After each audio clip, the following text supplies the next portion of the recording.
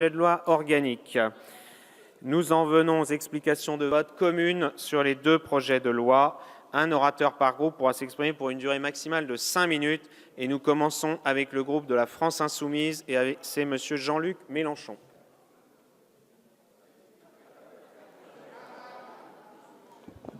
Vous avez la parole, M. Mélenchon.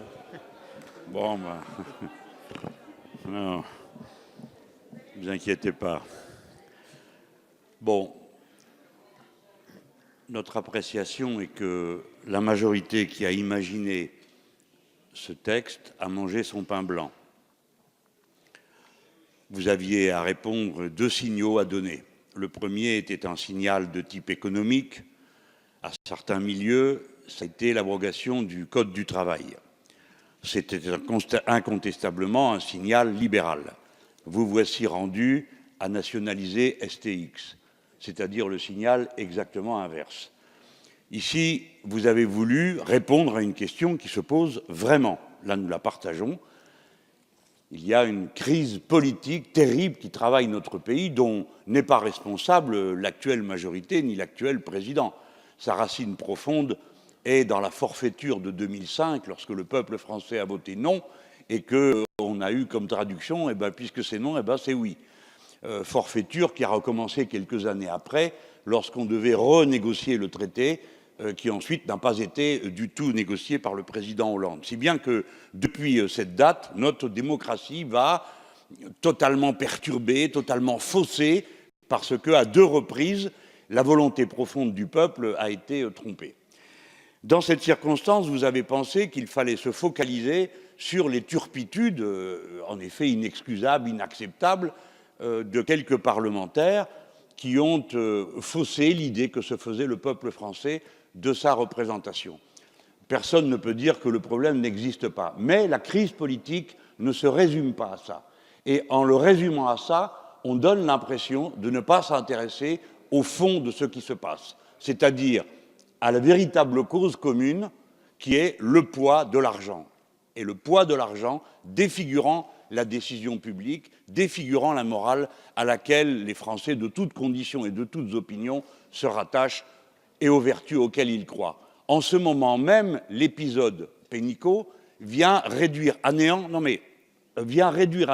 les efforts que vous avez voulu faire et les signaux que vous avez voulu. Mais oui, vous n'y êtes pour rien, mais c'est comme ça. Les gens se disent ça continue.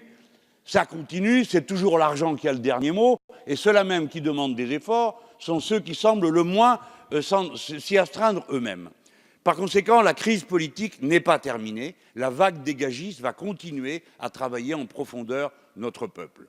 Nous avons dit qu'à notre avis, il fallait déporter le débat et l'amener là où se trouve la solution.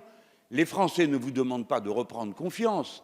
Les Français veulent que la politique serve à quelque chose. Or, elle ne sert, semble-t-il, à rien si c'est Bruxelles qui commande en tout pour ce qui concerne les politiques économiques et si pour le reste, tout le reste n'est qu'un conseil d'administration déporté dans une Assemblée nationale au service des grandes sociétés dont l'appétit inépuisable, semble-t-il, ne répond à aucun intérêt national.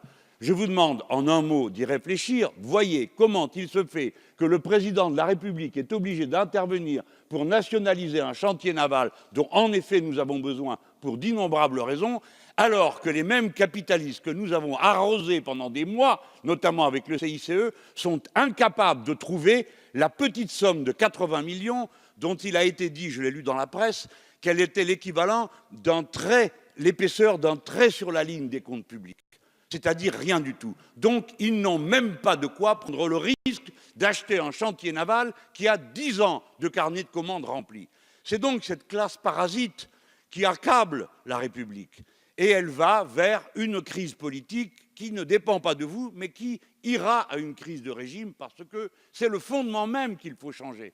C'est le moment de redonner au peuple la capacité de discuter de sa façon de s'organiser. Les gaullistes ont fait ça en 1958, quand le régime était à bout de souffle. Et c'était la seule façon de sortir pacifiquement du terrible trouble qui s'annonçait, et peut-être même de la guerre civile qui nous menaçait. Eh bien, nous sommes dans une période comparable. Le trouble est extrême, la confiance est anéantie, et ce que nous avons fait ne va pas permettre de la rétablir. C'est pourquoi nous vous avons proposé le référendum révocatoire, sans vous cacher que c'était une composante d'une stratégie beaucoup plus générale qui va à la constituante et à la révolution citoyenne. Mon dernier mot sera pour vous dire que si vous avez eu l'idée et certainement la certitude en travaillant, parce qu'après tout, on ne doit pas se disputer la bonne foi.